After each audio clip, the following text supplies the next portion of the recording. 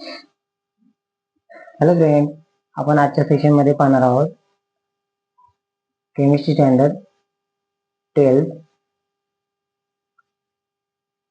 This is the second chapter of the solution, and which contain of the some topics like solubility. First, what is the define of the solubility? The ability of the substance dissolved in solvent to form the homogeneous mixture is called as a solution. थोडक्यात सांगायचे म्हणजे काय, तर एखादा पदार्थ दुसऱ्या पदार्थामध्ये किती प्रमाणात विरघळतो यालाच आपण द्रावणीयता म्हणजे सोल्युबिलिटी असे म्हणतो. ओके, आता सोल्युबिलिटी वरती काय factors affecting of the solubility, कोणकोणते फॅक्टर्स अफेक्ट होतात म्हणजे सोल्युबिलिटी त्या फॅक्टरचा परिणाम होतो.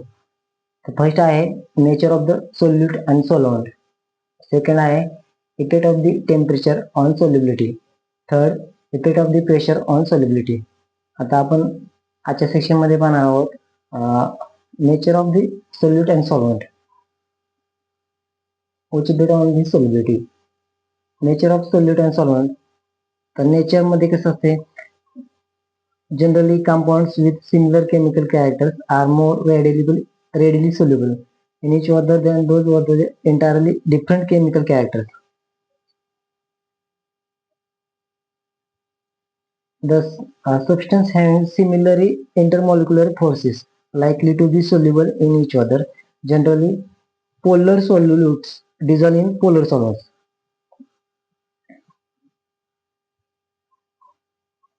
म्हणजे सांगायचे काय तर पोलर सॉल्व्हंट असेल, पोलर सोल्यूट असेल तर तो लवकर डिझॉल्व्ह होतो कशामध्ये, पोलर सॉल्व्हंट मध्ये.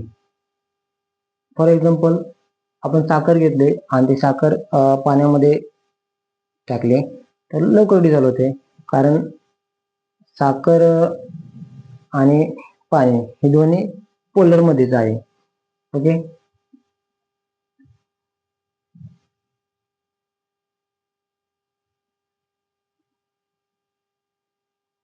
सेकंड एक्झाम्पल आहे sodium chloride dissolves in water. The strong ion dipole interaction sodium and chloride with water molecules, hydrogen bonding between the water molecules, and ion attraction between sodium and chloride ions are comparable.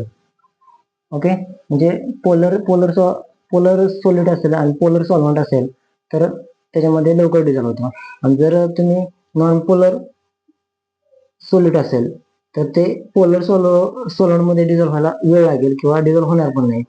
तर non polar organic compound like suppose cholesterol घेतला, तर cholesterol dissolve आपण कशामध्ये करू शकतो, non polar benzene मध्ये करू शकतो. ओके, अशा प्रकारे इफेक्ट होतो त्याचा.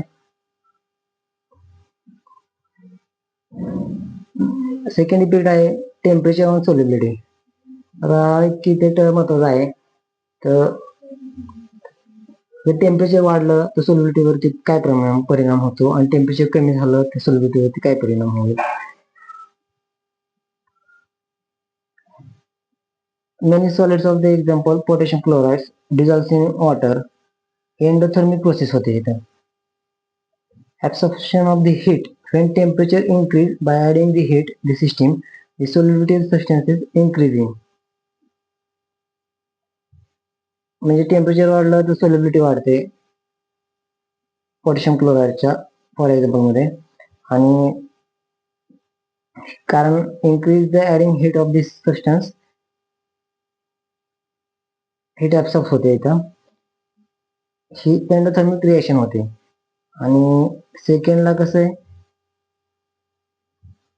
when the substance dissolves in water by an exothermic process of solubility decreases with increased temperature. Other hand side आपण जर टेम्परेचर जर वाढलं आपल्याला म्हणजे वाढवलं तर काही वेळेस सोल्युबिलिटी डिक्रीजेस होतात. तर ह्याच्यामध्ये काय होतं, एक्झोथर्मिक रिएक्शन होते.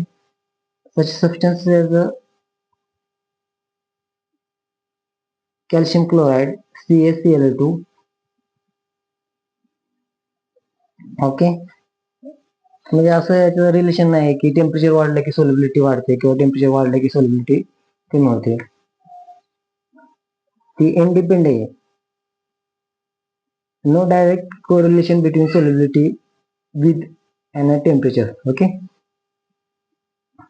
आता खाली एक आपण फिगर दाखवलेले आहे. तर त्याच्यामध्ये potassium nitrate, sodium nitrate, KNO3 आणि NaNO3 हे कसं सोल्युबिलिटी तुमची सोल्युबिलिटी टेम्परेचर सपोज वाढवलं तर सोल्युबिलिटी वाढत जाते. ओके. आणि पोटॅशियम क्लोराईड आणि सोडियम क्लोराईडचं टेम्परेचर वाढवलं तरी त्यांची सोल्युबिलिटी स्लाइटली वाढते. हे एक्झाम्पल आहे. तसेच other hand side Na2SO3 decreases with increases temperature. Okay. आता काही solubility of the gases in water decreases, म्हणजे गॅस स्टेट मध्ये असेल तर solubility of the gases in water usually decreases with increase of the temperature. म्हणजे gas dissolve केला water मध्ये, gas molecules in liquid phase are condensed. The condenses is an exothermic process. The solubility of the gases in water must be decreased. Temperature is raised. Okay. म्हणजे gas state असेल तर solubility decrease होते temperature वाढवलं तर. Okay. आता next section मध्ये आपण पाहणार आहोत Henry's law, effect of pressure on solubility. Next section मध्ये हेनरीज लॉ आपण पाहणार आहोत. हे जरा एक्सप्लेन करायला ब्राईट एक्सप्रेशन आहे, त्यामुळे थोडंसं जास्त वेळ लागेल. ओके. थँक्यू.